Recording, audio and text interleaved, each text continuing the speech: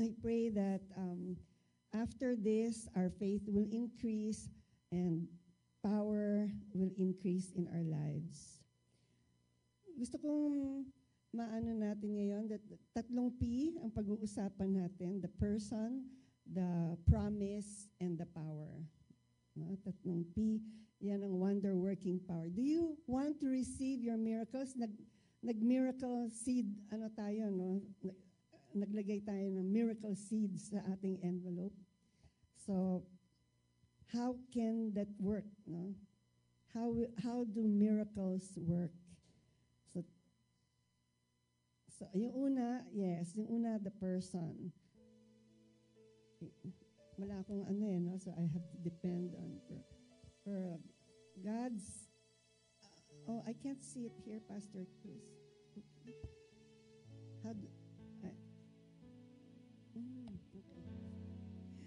okay, God's wonder-working power is in His person. I'd like to share with you an account from the book of John about the miracle of the feeding of 5,000. Alam niyo yun, ano? Na nagpakain si Jesus. In John 6, verse 14, it says, all the people, after pinakain niya, no, all the people were astounded as they saw with their own eyes the incredible miracle Jesus had performed.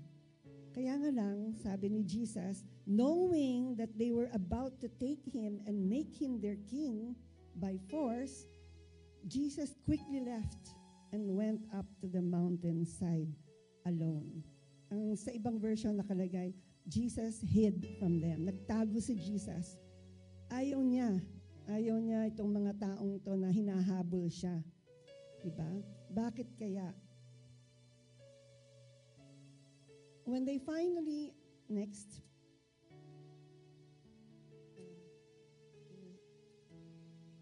where's the next slide?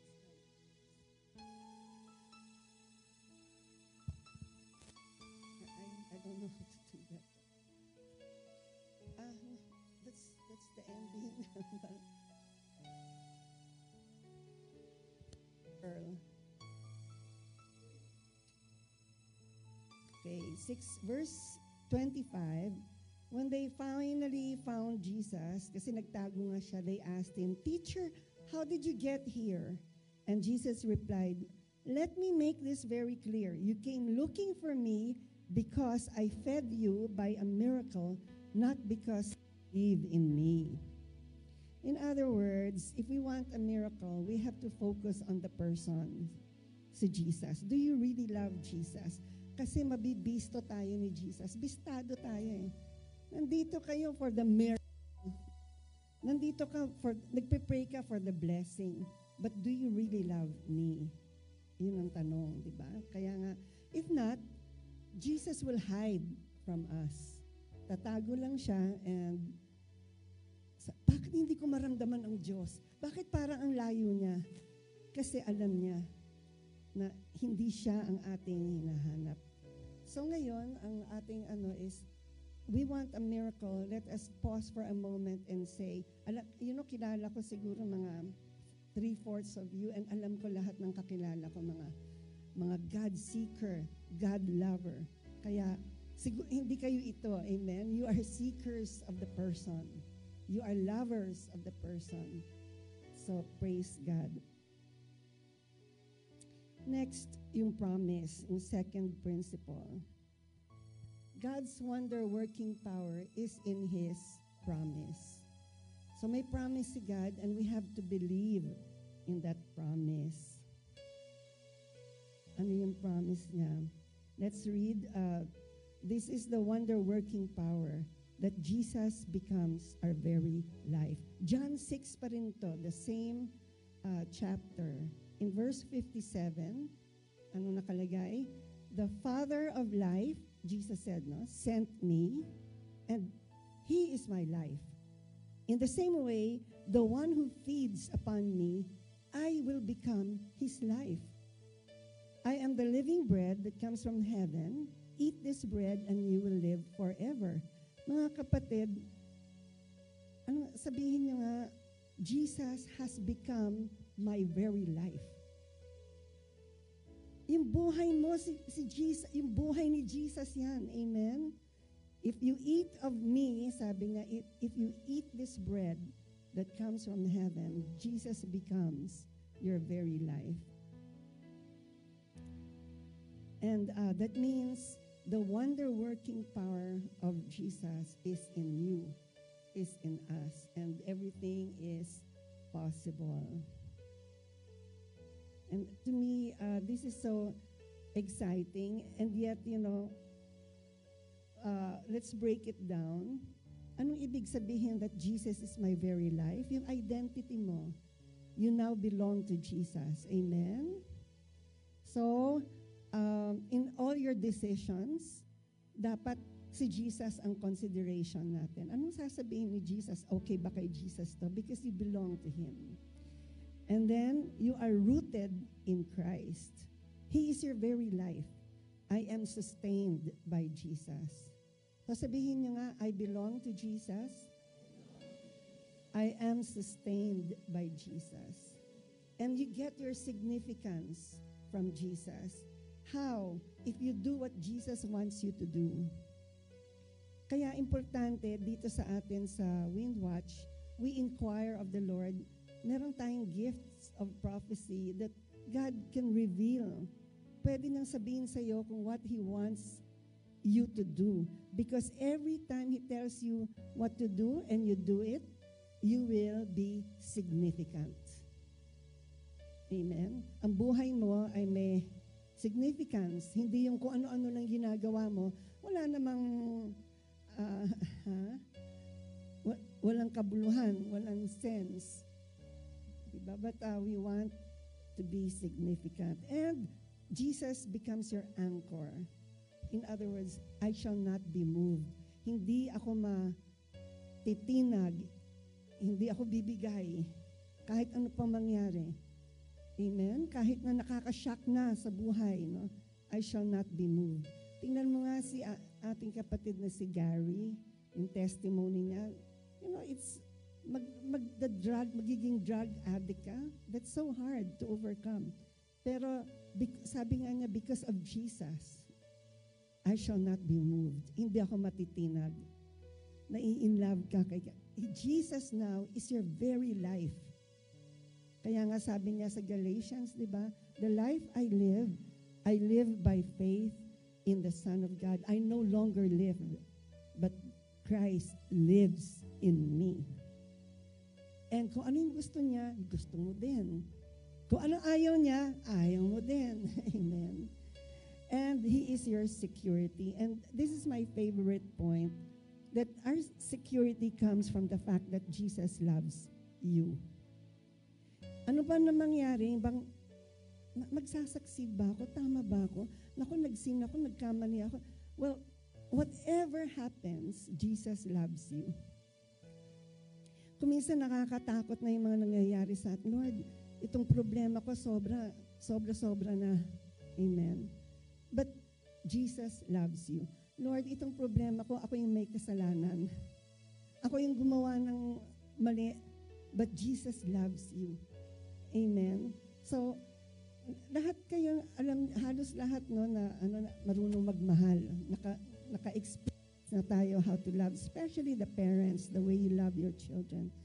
Gagawin mo ang lahat. Amen. Ganon din si God. Jesus loves us. Hindi siya yung, I love you kasi nag-win-watch ka, okay ka. Pero the moment you sin, hindi na kita mahal. Hindi ganon. Jesus. That is your security.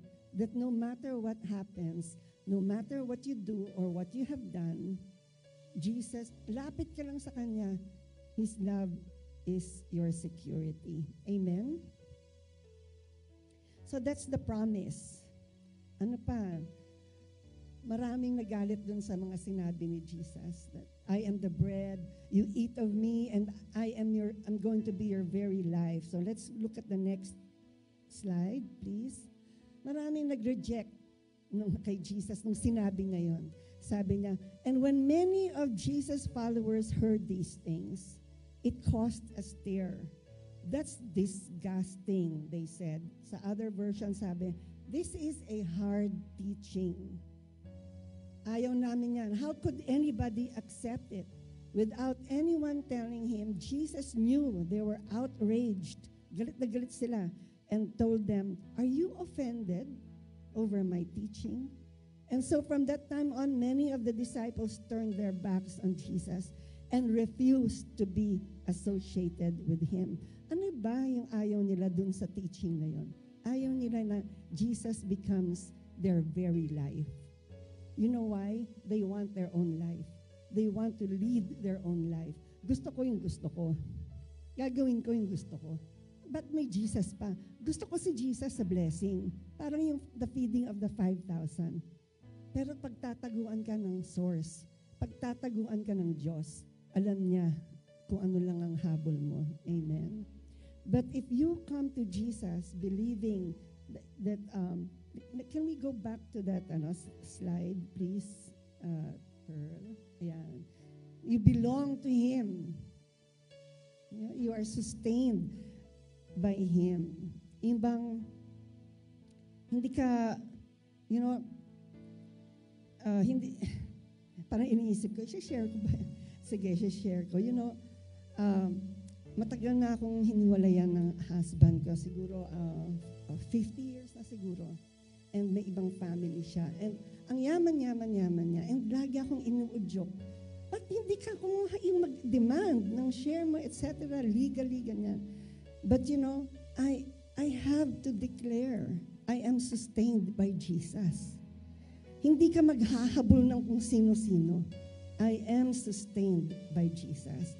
And kung sino gusto ng padala, okay. Kung sino tutulong sa'yo, but hindi mo hahabulin yun. You just wait and be secure that Jesus loves you. Siya ang security mo. Amen? Okay, next, please. Yes. Do not exchange the blessing of God with Satan's promises.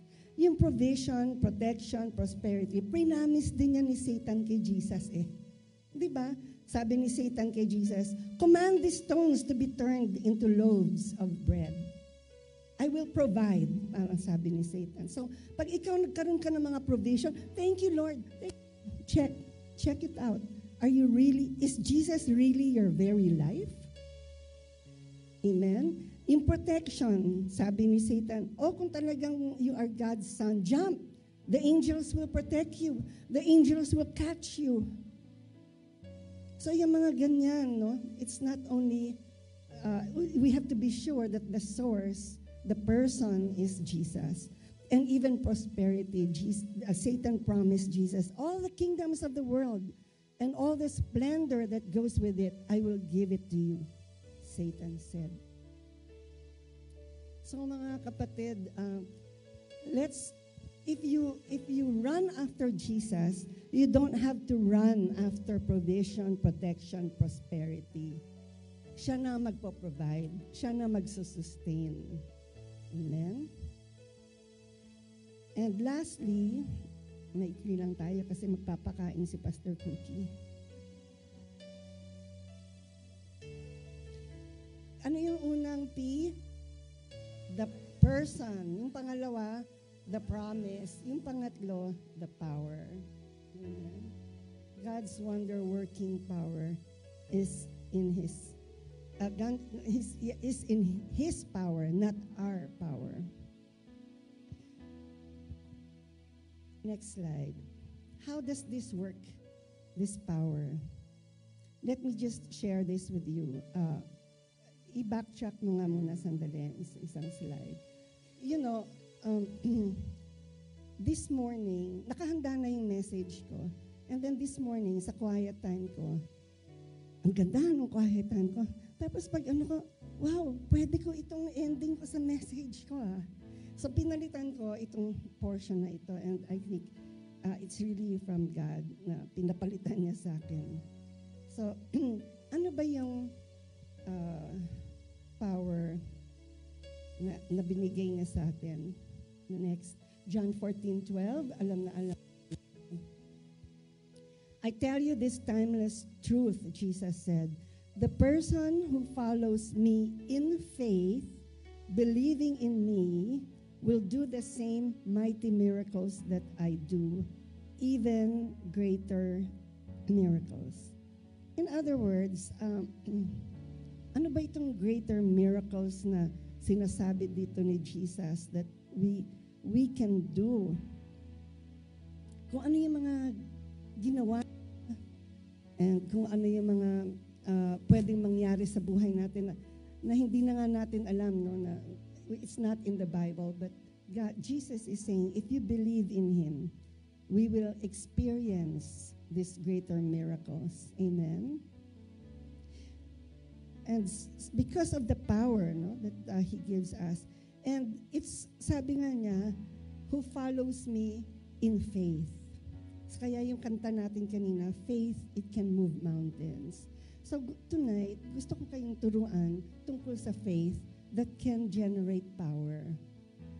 Kasi yung faith, parang intellectual faith yun eh. Do you understand what I'm saying? Yes. Do you believe what I'm saying? Yes. Is that faith? No. Unless it has power to create miracles, then hindi yun ang faith. Kaya gusto kong maintindihan natin. I was so excited when the Lord taught me this, that your faith can generate power. Next, please. And to the point that this power is something that can sense with the five senses. You can see, you can eat, you can hear, you can touch, and you can smell. Di ba? Yan yung five senses eh.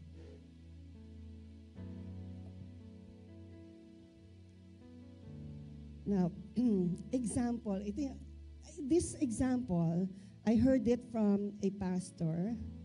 I heard it sa YouTube, I think. Sayang, I forgot na kung sino. Hindi ko naman akalain na pwede kong gamitin, but I think it's very important. Next slide, please. You see and eat an apple. What you cannot see is the vitamin C going through your insides, nourishing you. But even if you can't see it, it's happening. Amen. So do you have faith? Oh, may vitamin C to eh, kaya kinakain ko to. And then, you take your antibiotics, may sipon ako eh. What you cannot see is how it is healing your infection inside. But you believe it is doing that job. Amen. That's faith. What is your faith?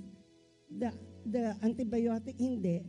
What's happening in what you cannot see. Amen? Yun yung faith. Na naniniwala ka sa isang bagay at alam mo na pagka naniwala ka doon, may mangyayari na invisible. That you can see, you can hear, you can touch, you can smell, and you can hear. Next. Ito ang ganda nitong picture na to. Believe and the invisible will do its work. If that's us, you see, ganun din yung Word of God. Pag kinain mo yung Word of God, pag may mga prayers, may vitamin C, whatever it is, may invisible na nangyayari sa loob natin. Kaya don't waste your time. You know, like kanina, nagpe-praise and worship. Don't waste your time chatting or not singing or just looking. Or don't waste your time. You know why? When you raise your hand and you sing, something inside of you is happening. The healing, the power, the miracle, unseen. Kaya I want you to imagine that next time. Don't be passive. Parang pag talaga, pag kumain ka nga, hindi mo nakikita, pero may nangyayari, di ba? Sa loob ng katawan. I really love that drawing. Amen? Kaya nga, pati yung mga, vitamin C, antibiotics, ganyan, prayers, and the Word of God, these are all invisible. Praises. So next time, people, we are living in an invisible world. Amen. And you have to believe the invisible. So even when I'm preaching now, you are hearing the Word of God. Don't just, ganda naman yung sinasabing, Right now, this very moment, something's happening inside of you. And claim it. Sa dugo mo, dumadalo yan. Sa utak mo, it's healing you. It's doing something. And whatever it is you believe, kahit na malayo pa yung mga pinagpe-pray nyo, something is happening. So number 1, because faith can see.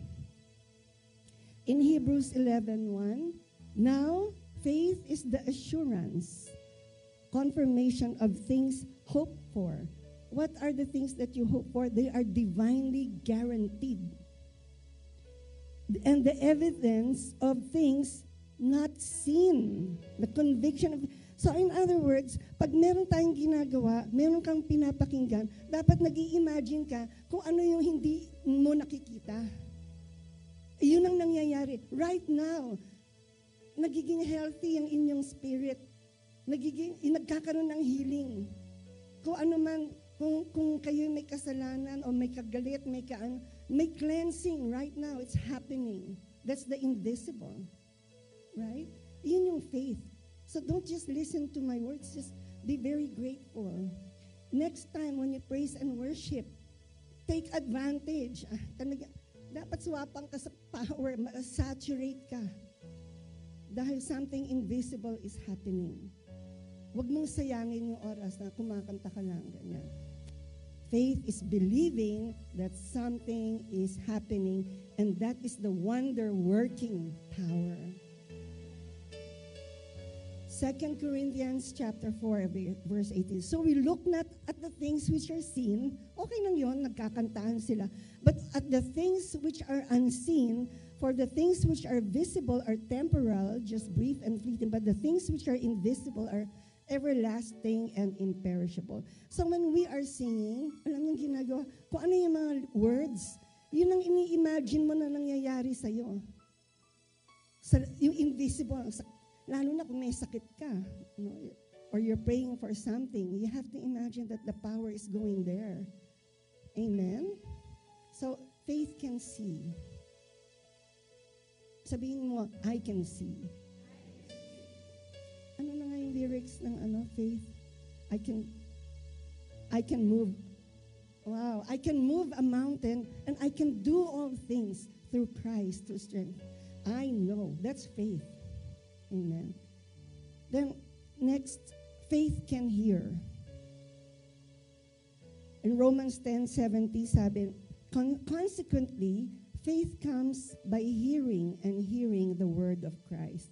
So right now, tumataba yung faith nyo, nag-i-increase, lumalakas. Amen? Lalo na kung kayo yung mga araw-araw, tingnan mo nga si na-heal dahil 3 times a day kumakain ng salita ng Diyos. Kinorner ka, trinap ka talaga ni God. That's how powerful the word is when you hear it. So don't just hear, ganda naman ng Bible study. No, you can just imagine, wow, lumalakas ako ng lumalakas. And I can move mountains. Amen? Because I listen to the word. Or even as you read it. Proverbs 4 verse 20-22, sabi, my son, if you're sick, pay attention to my words and be willing to learn. Open your ears to my sayings. Do not let them escape from your sight. Keep them in the center of your heart. Why? For they are life to those who find them, and healing and health to all their flesh. So even yung pag kumakanta, worship songs, mga verses yun or even right now, you be saturated. Receive from the Lord right now. Kung ano bang masakit ba ulo mo, in Jesus' name, Word of God, saturate me. Tulad yung picture na nakita natin kanina. Amen? And then, next, faith can be smelled by God. Kaya kanina pag kumakanta tayo, ito, look at this. Nung World Watch, we were praying, another angel came and stood at the altar holding a golden censer, and much incense was given to him, so that he might add it to the prayers of all God's people on the golden altar in front of the throne. And the smoke and aroma of the incense with the prayers of God's people ascended before God from the angel's hands. The words of prayers that we utter become smoke, fragrant smoke that goes up. So, kanina, you had the sermon, Pastor Cookie, a long time ago, remember? Meron tayo, our praises go up and our praises go up and the rain of blessings come down. Amen? So, naaamin ni God dito sa portion. Kaya nga sabi ko sana bago nag-praise and worship, na-preach ko to para pag nag-praise and worship, talagang ganado kayo dahil naaano ni God naaamoy niya. And even yung world watch, the way we pray, nalakasan niya yung boses niyo because it will rise. So, yung work on your faith. Kaya, wonder working power, yung work, tayo yun. The wonder, si God. The power, si God. The work, tayo yun. Work out your faith. Amen? If you believe, what should you believe? Believe that as you sing, tumataas ng tumataas as we pray. Wow, pong sama-sama tayo. And then take advantage. Lord, I take advantage. I want healing. I saturate myself with the praises of the people, the prayers. Amen? So para kang naliligo ng blessing, ng power ng Panginoon. Yun ang imagine ninyo. Hindi ba? Kaya ako gumagaling dahil yes, Lord, parang nagpapa-embrace ka sa Panginoon. And faith can speak. Alam natin to, no? For as the rain and snow come down from heaven and do not return there without watering the earth, making it bear and sprout, and providing. So itong ginagawa ng rain and snow, pag nag-melt na yung snow, the water comes down, pati yung earth nadidiligan, and yung seeds mag-grow, magkakaroon tayo ng food. Sabi ni Jesus, sabi ni God, so will my word, parang ulan yan, so will my word be, which goes out of my mouth, it will not return to me without result.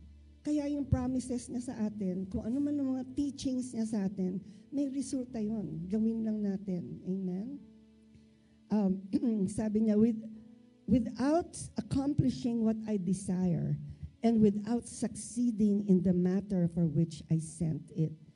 Instead of thorn bush, the cypress tree will grow. Yung thorn bush, puros tinik, cypress, puros, nagbo-bloom. And instead of the nettle, tinik din yun, the myrtle tree will grow. Maraming parang mga bulaklak. And it will be a memorial to the Lord for an everlasting sign of His mercy. Gusto ni Lord na maniwala kayo na pag nag-promise siya sa inyo, may mangyayari, and magpapatotoo kayo tulad ni Gary, para magiging sign of His mercy sa mga tao.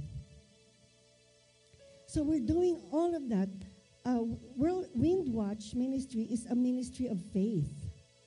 We're doing all of these things. We release the word, we receive the word, and we have testimonies as a sign of God's love. Amen? So, faith can see, hear, smell, and it can speak.